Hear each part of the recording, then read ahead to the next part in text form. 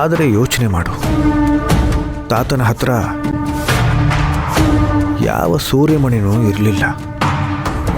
ತಾತ ಅದು ಸಿಗಲಿ ಅನ್ನೋ ಒಂದೇ ಒಂದು ಕಾರಣಕ್ಕೆ ಪೂಜೆ ಮಾಡ್ತಾಯಿದ್ರು. ಅಂದಮೇಲೆ ಕೊಲೆಗಾರನಿಗೆ ತಾತನ್ನ ಕೊಲ್ಲೋದಕ್ಕೆ ಯಾವ ನಿರ್ದಿಷ್ಟವಾದ ಕಾರಣನೂ ಇರಲಿಲ್ಲ ಅನ್ನೋದು ಬಹಳ ಸ್ಪಷ್ಟವಾಗಿ ಗೊತ್ತಾಗುತ್ತೆ. ನಿಜ ಸೂರ್ಯ, ನಂಗೆ ಈಗೆಲ್ಲ ಅರ್ಥ ಆಗ್ತಿದೆ. ಸುಬ್ಬಿ, ಆದಷ್ಟು ಈ ವಿಚಾರನ ನಿನ್ನಲ್ಲೇ ಇಟ್ಕೋ. ಕೊಲೆಗಾರ ಆತ್ಮಹತ್ಯೆ ಮಾಡ್ಕೊಂಡಿದ್ದಾನೆ ಅಂತ ಎಲ್ಲರೂ ಸಮಾಧಾನವಾಗಿದ್ದಾರೆ. ಅಸಲಿ ವಿಚಾರ ಹೊರಗಡೆ ಗೊತ್ತಾದರೆ ಇದು ಬೇರೆ ರೂಪನೇ ಪಡ್ಕೊಳ್ಳುತ್ತೆ. ಆಗ ಕೊಲೆಗಾರ ಕೂಡ ತಪ್ಪಿಸ್ಕೊಳ್ಳೋ ಸಾಧ್ಯತೆ ಇರುತ್ತೆ. ಇದರ ಹಿಂದೆ ಯಾರ ಕೈವಾಡ ಇದೆ, ಯಾರು ಕೊಲೆ ಮಾಡಿದ್ದಾರೆ, ಯಾಕೆ ಮಾಡಿದ್ದಾರೆ ಅನ್ನೋದನ್ನು ನಾನು ಕಂಡುಹಿಡಿತೀನಿ.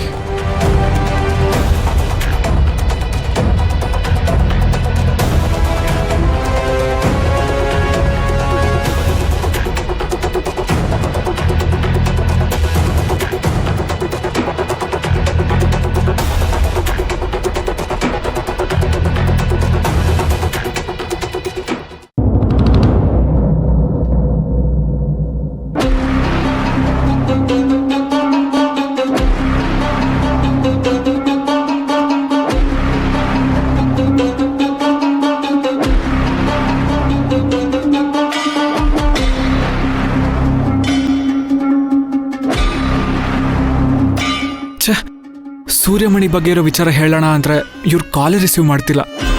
ಲೇಟಾಗಿ ಇನ್ಫಾರ್ಮೇಶನ್ ಕೊಟ್ಟರೆ ಬೈತಾರೆ. ಬೇಗ ಹೇಳೋಣ ಅಂದರೆ ಈ ಥರ. ಏನಪ್ಪ ಮಾಡಲಿ? ಹಾಂ, ಒಂದು ಮೆಸೇಜ್ ಹಾಕ್ಬಿಡ್ತೀನಿ. ಅಯ್ಯೋ, ನಾನು ಹಾಕಿರೋ ಮೆಸೇಜ್ ಅವ್ರು ನೋಡಿಲ್ಲ ಅಂದರೆ ಬೇಡ, ಇನ್ನೊಂದ್ಸಲ ಕಾಲೇ ಮಾಡಿಬಿಡೋಣ. ಕೃಷ್ಣ,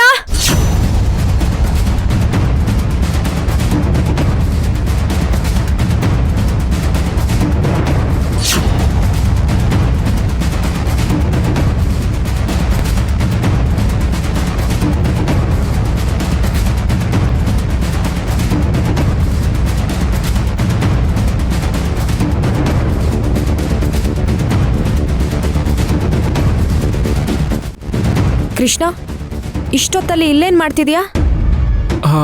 ಅದು ಕಾಲ್ ಮಾಡ್ತಿದ್ದೆ ಅಮ್ಮವ್ರೆ. ಯಾರಿಗೆ? ಅದು ಅದು ಜಯಾಂಜನೇಯ ಜಯಾಂಜನೇಯ ಜಯಾಂಜನೇಯ. ಕೃಷ್ಣ, ಯಾಕೇನಾಯ್ತು? ಏನೂ ಇಲ್ಲ ಅಮ್ಮವ್ರೆ. ಅಲ್ಲ ಕಣೋ, ಇಷ್ಟೊತ್ತಲ್ಲಿ ಇಡೀ ಊರೇ ಮಲಗಿರುತ್ತೆ. ನೀನ್ ಯಾರಿಗೆ ಕಾಲ್ ಮಾಡ್ತಿದ್ಯಾ ಅಂತ ಕೇಳಿದ್ರೆ ಹೇಳಕ್ ಒದ್ದಾಡ್ತಿದ್ಯಲ್ಲೋ? ಅದು ಅದು ಅಮ್ಮವ್ರೆ, ಅದು ಅದು ಅಮ್ಮವ್ರೆ, ನಾನೆಲ್ಲ ಮರ್ತೋಗಿದ್ನಲ್ಲ, ಅದನ್ನ ಹೇಗೋ ಸರಿಪಡಿಸ್ಕೋಬೇಕು ಅಂತ ಒಬ್ಬ ನಾಟಿ ವೈದ್ಯರ ಹತ್ರ ಟ್ರೀಟ್ಮೆಂಟ್ ತಗೋತಿದ್ದೆ. ಅವನು ಬರೀ ಹಣ ವಸೂಲಿ ಮಾಡ್ತಿದ್ದಾನೆ ಹೊರತು ಬೇರೆ ಏನೂ ಪ್ರಯೋಜನ ಆಗ್ತಿಲ್ಲ. ನಾನು ಇನ್ನೆಷ್ಟು ದಿನ ಈ ಮನೇಲಿ ಕೆಲಸ ಮಾಡ್ಕೊಂಡಿರೋದು ಹೇಳಿ? ನನಗೆ ನಾನು ಯಾರು, ನನ್ನವ್ರು ಯಾರು ಅಂತ ತಿಳ್ಕೊಬೇಕಲ್ವಾ? ಅದಕ್ಕೆ ಇಂಟರ್ನೆಟ್ಟಲ್ಲಿ ಇದಕ್ಕೆ ಯಾರಾದರೂ ಪರಿಹಾರ ಕೊಡ್ತಾರಾ ಅಂತ ಸರ್ಚ್ ಮಾಡ್ತಿದ್ದೆ. ಅಲ್ಲ ಕಣೋ, ಆನ್ಲೈನಲ್ಲಿ ಇಂಥ ಸಮಸ್ಯೆಗೆ ಕೂಡಲೇ ಸಂಪರ್ಕಿಸಿ ಅಂತ ನಂಬರ್ ಕೊಟ್ಟಿದ್ರು. ಅದಕ್ಕೆ ಕೇಳಿ ವಿಚಾರಿಸೋಣ ಅಂತ ಕಾಲ್ ಮಾಡ್ತಿದ್ದೆ. ಇಂಟರ್ನೆಟ್ಟಲ್ಲಿ ಸರ್ಚ್ ಮಾಡ್ತಾ ಇದ್ಯಾ? ಅದು ಕೀಪ್ಯಾಡ್ ಮೊಬೈಲಲ್ಲಿ? ಅದು ಗೋಪಾಲಣ್ಣನ ಫೋನಲ್ಲಿ ಸರ್ಚ್ ಮಾಡಿ ಇದ್ರಲ್ಲಿ ನಂಬರ್ ತಗೊಂಡು ಕಾಲ್ ಮಾಡ್ತಿದ್ದೀನಿ ಅಮ್ಮವ್ರೆ. ಅಯ್ಯೋ ದಡ್ಡ, ಆನ್ಲೈನಲ್ಲಿ ಹಾಕೋ ಅಡ್ವರ್ಟೈಸ್ಮೆಂಟ್ ಎಲ್ಲ ಜೆನ್ಯೂನ್ ಆಗಿರಲ್ಲ. ನಿನ್ಗೇನೀಗ ಒಳ್ಳೆ ನಾಟಿ ವೈದ್ಯರು ಬೇಕಲ್ವಾ? ಹೌದಮ್ಮವ್ರೆ. ನಮ್ ತಾತ ಕಾಳಿಂಗರಾಯರಿಗೆ ಕೇರಳದಿಂದ ಒಬ್ಬ ನಾಟಿ ವೈದ್ಯರು ಬಂದು ಅವ್ರ ಕಾಲನ್ನ ಸರಿ ಮಾಡಿದ್ರು. ನಾಳೆ ನಕುಲ್ ಹತ್ರ ವಿಚಾರಿಸಿ ಅವ್ರ ನಂಬರ್ನ ಇಸ್ಕೋತೀನಿ. ನಿನಗೆ ಉಪಯೋಗಕ್ಕೆ ಬರ್ಬೋದು. ಸರಿ, ಈಗ ಸುಮ್ಮನೆ ಯೋಚನೆ ಮಾಡ್ಕೊಂಡು ನಿಂತಿರ್ಬೇಡ, ಹೋಗಿ ಮಲ್ಕೋ. ಅಯ್ಯೋ ಅಮ್ಮವ್ರೆ, ನೀವ್ಯಾಕೆ ತೊಂದರೆ ತಗೋತೀರಾ? ನಾನು ಹೇಗಿದ್ರು ನಾಳೆ ಆ ಕಡೆನೇ ಹೋಗಬೇಕು.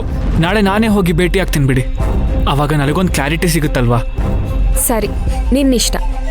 ಆಯ್ತಮ್ಮವ್ರೆ, ನೀವು ಹೋಗಿ ಮಲ್ಕೊಳ್ಳಿ. Good night. Good night.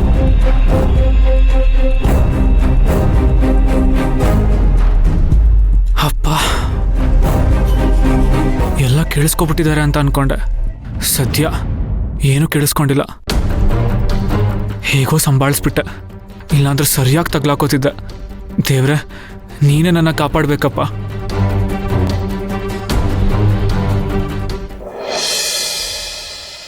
ಅಯ್ಯಯ್ಯಯ್ಯಯ್ಯ Ayyappa.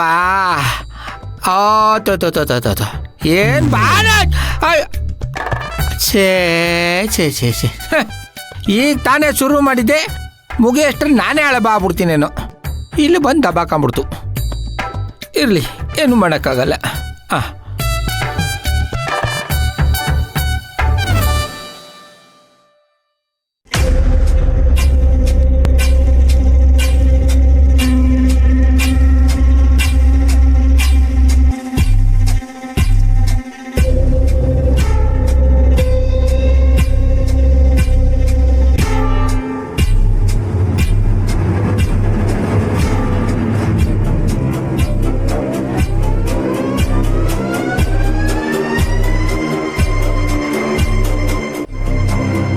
Gopala,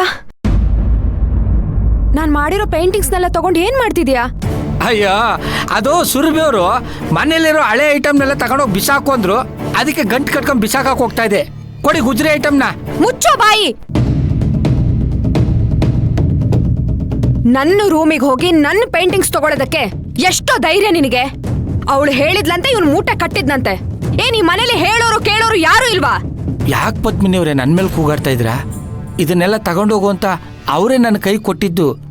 ನನಗೇನು ಗೊತ್ತಿಲ್ಲ. ಓ, ಇದೆಲ್ಲ ಅವಳ ಕಿತಾಪತಿನಾ?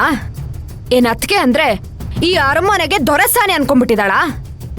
ಅಯ್ಯೋ ಪದ್ಮಿನಿಯವ್ರೆ, ಯಾಕೆ ಹೀಗೆಲ್ಲ ಮಾತಾಡ್ತಾ ಇದ್ದೀರಾ? ಗೋಪಾಲ, ಇದೆಲ್ಲ ನಿನಗ್ ಗೊತ್ತಾಗಲ್ಲ. ನೀನ್ ಸುಮ್ನೆ ಇರು. ಸುರಭಿ, ಸುರಭಿ, ಸುರಭಿ, ಬಾ ಇಲ್ಲಿ. ಸುರಭಿ, ಸುರಭಿ. ಪದ್ದು,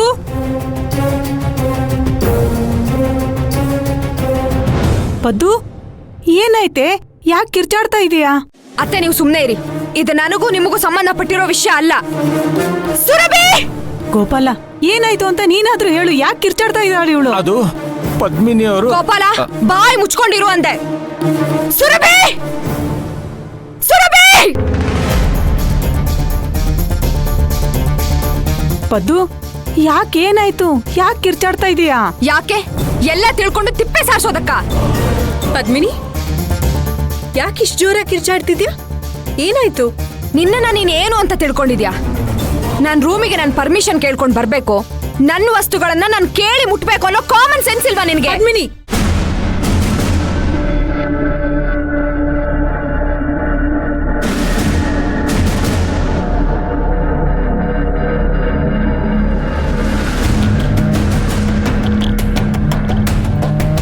ಪದ್ಮಿನಿ, ಸ್ವಲ್ಪ ನಿಧಾನಕ್ಕೆ ಮಾತಾಡು. ನಾವು ಮನೆಯಿಂದ ಹೊರಗಿದ್ದೀವಿ. ಈಗ ಏನಾಯ್ತು ಅಂತ ಇಷ್ಟು ಜೋರಾಗಿ ಮಾತಾಡ್ತಿದ್ಯಾ? ನಾನು ಇಷ್ಟಪಟ್ಟು ಮಾಡಿರೋ ಪೇಂಟಿಂಗ್ಸ್ನೆಲ್ಲ ಕಸಕ್ ಹಾಕು ಅಂತ ಹೇಳಿದ್ಯಲ್ಲ. ನನ್ನ ಭಾವನೆಗಳು ಅಂದ್ರೆ ನಿನಗೆ ಅಷ್ಟೊಂದು ಕೇವಲನಾ?